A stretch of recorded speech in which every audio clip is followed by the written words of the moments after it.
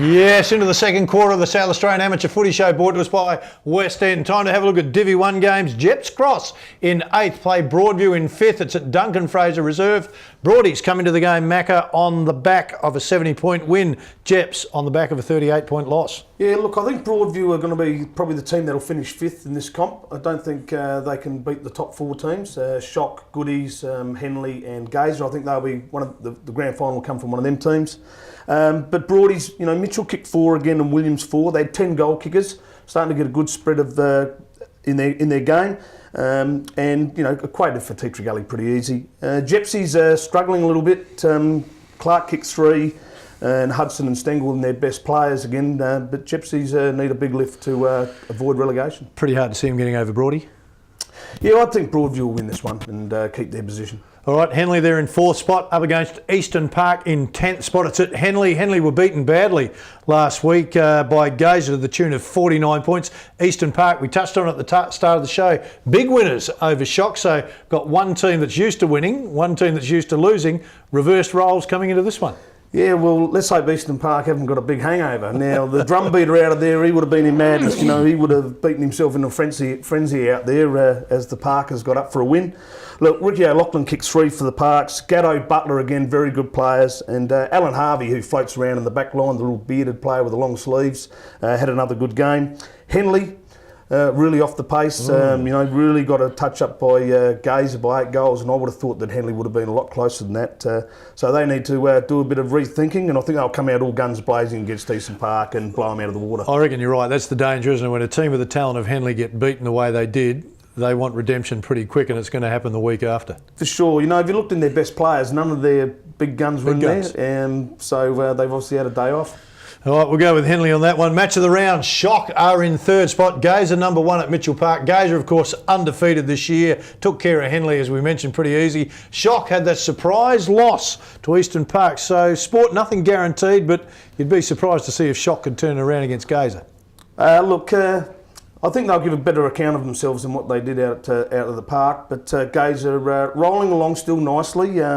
12 goal kickers last week. Kerr and Stevens in their best players. Young fella called Vascotti kicked 2 in his first game, so well done to young Vascotti. I hear that Granger actually pulled all the boys in and give them the dress me down, because I think a few boys were getting a little bit ahead of themselves, and he's taken it upon himself to make sure he gets them back on track and thinking where they're going. And you know, that can be the downfall of a team, thinking that they're going to be cruising along. So that's well done to Nathan Granger to address that pretty quickly. Shock will need the players like Juniper, Floriani and Divisa to really bring their A-grade game. It's interesting, wasn't it? Because when the coach is talking to him from Gazer, right there last week, Shock and Eastern Park, he doesn't have to say much more. If you don't respect your opposition, come in with your B game instead of your A game, things are going to go against you. She's all over, and again, you know, Shock will be after last week. They'll be looking to on the rebound. So too. All right, Teatree Gully there in 9th spot, up against Faas Camden in 7th at Peteringa Oval. Both teams coming to this game with losses. Teatree Gully took the bigger hit, but both teams not in real good form. No, not really. I think Faas Camden are still going to win a lot more games as they go along. I think they'll beat the bottom teams pretty well, and I think they'll account for Teatree Gully on the weekend. Big Pitt kicked 3 again. Looks like he's their sole forward at the moment up at the Gully. Young Noski, I see he's had a wretched run of injuries over his footy career, and he's back playing good footy at the Gully. And Bollymore, who's been terrific all year. Faas Camden, this name, Brad Stevens, who was a bloody terrific player, and he's had a lot of injuries over his career. I'm sure that we'd be happy that he's up and really going. And Matheson and Bergsma have been really good players. Look, I think Faas Camden will equate for Yep, on with you. Goody Saints, they're in 2nd spot, up against Salisbury North in 6th. It's at Goody Oval. Goody Saints had a strong 33-point win last week. Salisbury North likewise with a 38-point win. So both teams after the bye come in with a bit of form. Yeah, Salisbury North, you know, sitting in 6th, eyeing off that 5th position. So I'm sure that Tiles will have them fired up for a big game. Goody Saints, Curls is, you know, terrific player, kicked 5. Hamlin 3 and Dempsey's 3. But Salisbury North might be a bit of danger. They've got a lot hanging on this game for them. Brooks and Pecula kicked 4 last week, and Stones and Maganti, I think it is, were in their best players. And I've got a funny feeling that this game might go to Salisbury North. As we go through the other games as well, you can see it's starting to get that time of the season, Mac, where teams need to get that win or they're going to drop off the pace too much? Yeah, when there's a lot more hanging on it for you, it can bring the players' levels up a little bit. All right, time for us to have a look at the complete home transformation prizes. 3 outdoor kitchens, at $5,000 each. 1 for the player of the South Australian Amateur Footy League, be it Division 1 right through to Division 7. The best player is going to win one of those $5,000 barbecues. You can write in why your club should be the winner of a $5,000 outdoor kitchen. Win one for yourself as well. 50 words or less to get a $5,000 outdoor kitchen for yourself. 500 words to get one for your club. So 3 $5,000 outdoor kitchens thanks to Complete Home Transformations. Time to look at Divi 2, Mac. Port District's there in 7th spot. They're up against Athelston in 10th. It's at Largs Reserve last week. Port Districts were 82-point winners. Athelston 80-point losers. So it's going to be two extremes. Yeah, Port Districts have really struck some form lately. Smith kicking 7 and Gates 5. Tassold, very good forward player, real strong catcher for a little fella, very hard to match up on. Athelston, you see the players, Cook, Mumford and Jared Trish in their best players. Really is struggling a little bit, Athelston. Don't know whether they've got a lot of depth. Their good players aren't probably producing, and I would think that Port Districts will keep soldiering on. All right, Ross Trevor sitting on top of the ladder. Modbury in 8th spot there at Campbelltown Oval. The form coming in, Ross Trevor were on fire last week. They got up by 80 points. Modbury went the other way, going down by 82 points to Port Districts. Yeah, probably a disappointing performance by Modbury. I know Joels wouldn't be all that happy about that because they have been competitive all year, and they're pushing for a spot in the 5. Fogden was a very good player again for Modbury, and Scuds, I think it's Keatley, kicked 5. Ross Trevor, Ryan Castellano kicked 6. Now, Caster's had a little stints at Norwood, played juniors out there, likes to get out in a bit of space and loves to kick a goal. Dawes and Aloisi were their best players again, but Ross Trevor, just a well-organised unit. All right, Walkerville are there in 5th spot. Old Iggy's in 3rd spot. I like Old Iggy's. I reckon they've found some form at the moment. They're at Walkerville, both teams into the game on wins last weekend. Walkerville at home, does that give them an edge against Old Iggy's? Yeah, Walkerville really got their act together, I think, after we beat them the last outing when we played them. Fisher again kicked 5, so he's become a terrific player for them. Callery, Taylor and Canane, very good players at Walkerville. Old Iggy's, we played them last week. White, Whiteman, Willoughby, Josh Carr, Calabrese, Pedler. That's a few names. They've got some talent, Old Iggy's, haven't they? Yes, they've got some blokes that have got league experience. On paper, look very good, and I think that's the thing. You can't let paper bluff you, and our blokes didn't let it bluff them last week, and we were terrific, but just a little bit of polish at the end by Old Iggy's told on us.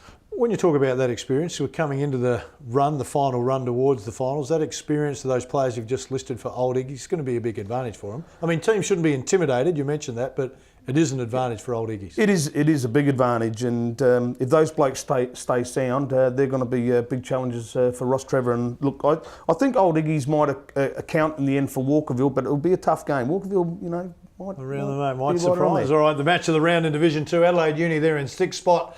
Prince Alfred in 4th spot. It's at Uni Oval. Both teams suffered losses last weekend. Adelaide Uni can get the win here. They could jump into 5th. PAC could slip to 6th. So this is a big game for both of them. Yeah, this will be on for young and old out there. I see for Adelaide Uni, George Hurley-Wellington kicked a few goals again, got a lazy 3.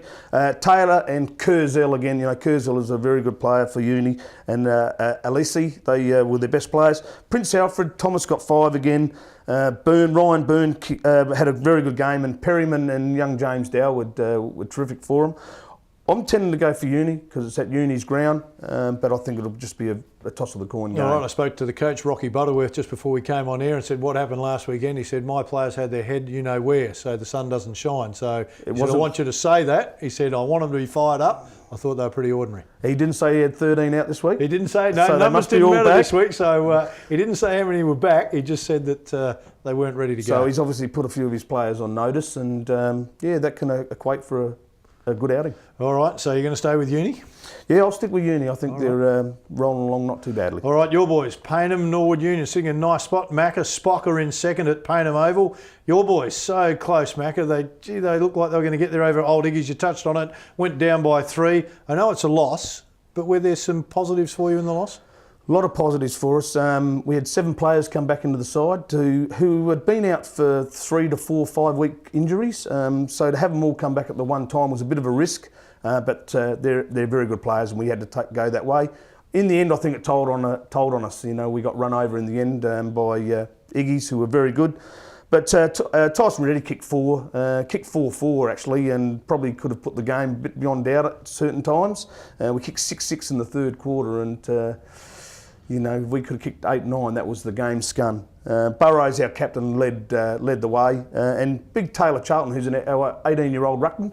He is our only ruckman at the moment, and he is doing a terrific job, and he'll have a big job on his hands against the Spockers. All right, you talked about it before we came on the show. You had a statistic about more than 4 changes. What was that? Oh, the statistic tells you that if you make more than 4 changes to your side, you lose 70% of the time. You know, and it's just a stat, but if you're losing players through injury and your players are coming into your second stringers, it's a little bit tough. But I reckon if you're bringing players into your side that are the really good players, I think the stats would be different. Okay, well, you said you brought in 7 players, so obviously the stat doesn't go your way, but often when that happens, they're better the second game for the run. Do you sense those players are going to be, and the team will be better for the run of last week against Old Iggies? Yeah, the one thing we haven't been able to get is the group together to get a little bit of cohesion. And, you know, some of the footy we played on the weekend was very good. You know, we won't be taking Spockers easy, lightly. We know that we've got a big challenge against us. They beat us last time on their ground. I think we had the same amount of forward entries. We got beaten by 7 goals and had the same amount of scoring shots. So there's a lot to say that we're a chance. All right, you're a chance. I'd like to go with you, Mac, but I'm going to go with Spock, but I reckon you're going to be around the mark. Time for us to take a break. Stay with us. Still lots to come on the Amateur Footy Show.